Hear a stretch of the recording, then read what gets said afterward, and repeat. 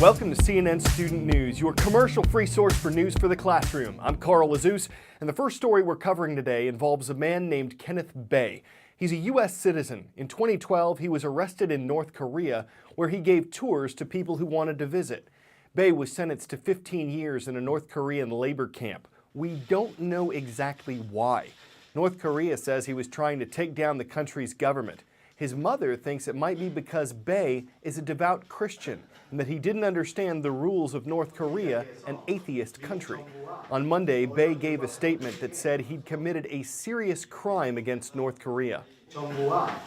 I would like to plead with the U.S. government, press, and my family to stop worsening my situation by making vile rumors against North Korea and releasing materials related to me, which are not based on the facts. We don't know if Bae was speaking sincerely, though. North Korea has forced prisoners to make statements like that in the past. See if you can ID me. I'm a U.S. government agency that was established in 1952. My director is always a high-ranking military officer. I'm America's most secret intelligence agency.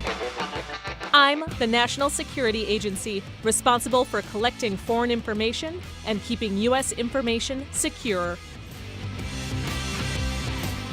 We've talked about Edward Snowden. He's a former NSA worker who revealed secret information about the agency, that it collects Americans' phone records and email info, among other data. Some believe this helps keep the country safer and monitor potential terrorist activity. Others see it as a significant invasion of Americans' privacy. Well, President Obama recently announced that he'd make major changes in the way the NSA gathers information, but he's not stopping the agency from gathering it. After months of spirited debate sparked by the explosive revelations of Edward Snowden, the president told Americans he'll rein in NSA surveillance, but only to a point. The power of new technologies means that there are fewer and fewer technical constraints on what we can do.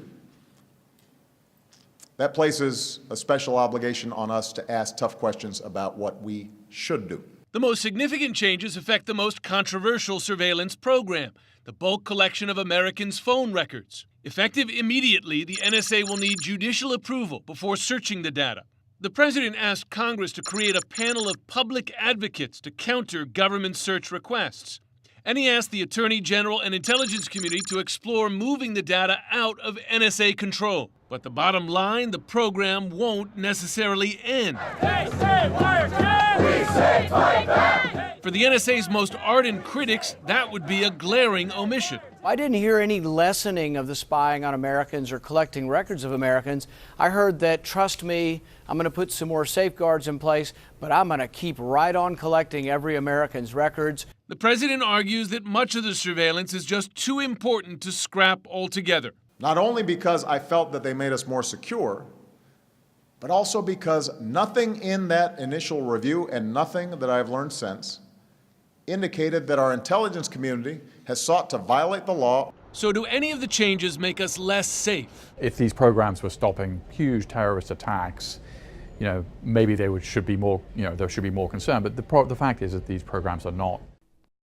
Yesterday honored American civil rights leader Dr. Martin Luther King Jr. It became a federal holiday in 1983, and 11 years later, it became a National Day of Service, a one-of-a-kind event. Dr. King once said, "Everybody can be great because everybody can serve." President Obama participated in the service project in Washington, D.C. You see him here volunteering at D.C. Central Kitchen, an organization that aims to reduce hunger and poverty. Also in the U.S. Capitol, the traditional wreath laying at the King Memorial. The National Park Service says millions visited the first full year it was open in 2012, and millions visited last year on the 50th anniversary of Dr. King's March on Washington. Brian Todd looks back at that event. Many of them were so young that summer. Martin Luther King Jr. himself only 34. But they led hundreds of thousands on a march to the nation's capital that would pivot the country toward irreversible change. Time magazine captures that moment in a tribute to King.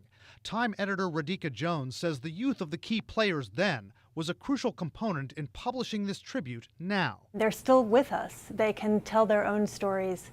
And it was so important to us to talk to them directly and hear their memories of that day. The memories come from people like Clarence Jones, King's speechwriter.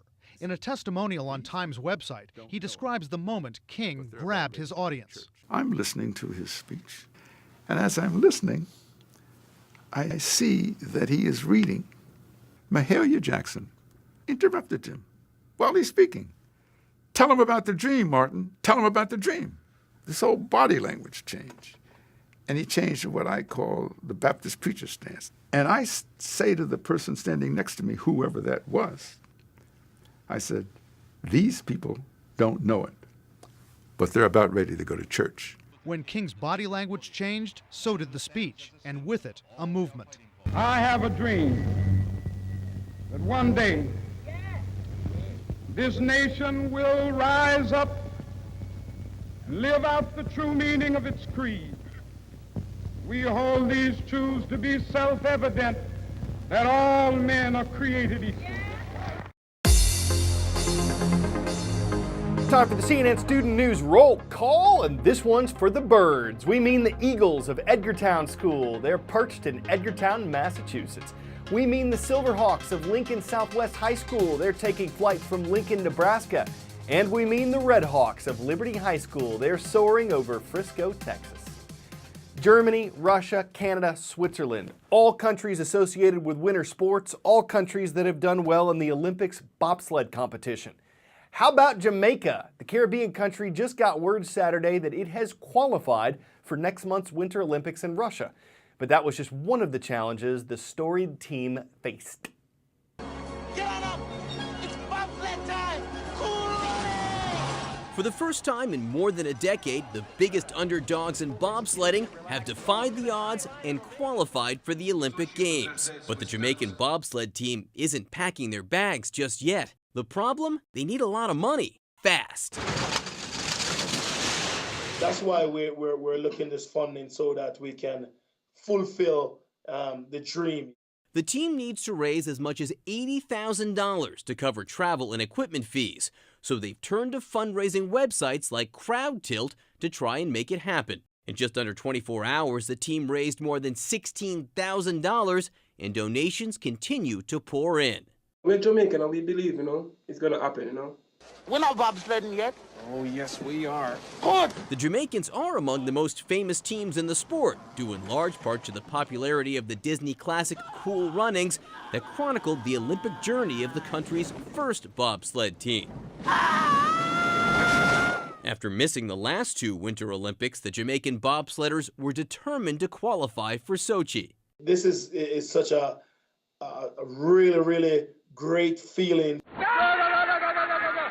The team, who refers to themselves as Cool Runnings the sequel, knows that the odds are stacked against them. A lot of people ask us if we're really crazy. But they're hoping that with some help, they'll have another shot at Olympic glory. It's not many people can say they're from a tropical country, been out there and do a sport which is winter sports, and we're so good at it.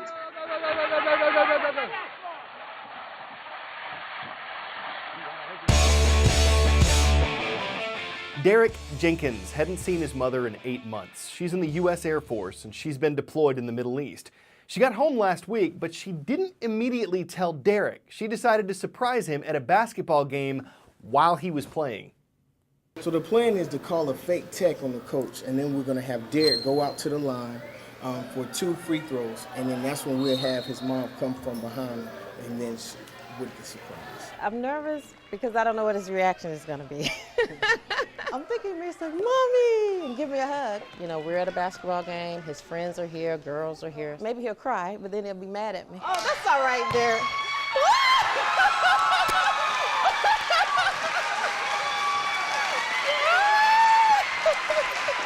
He cried a little bit, but that's okay. That was his natural reaction. That was Derek. And that's really the reaction I thought he would have.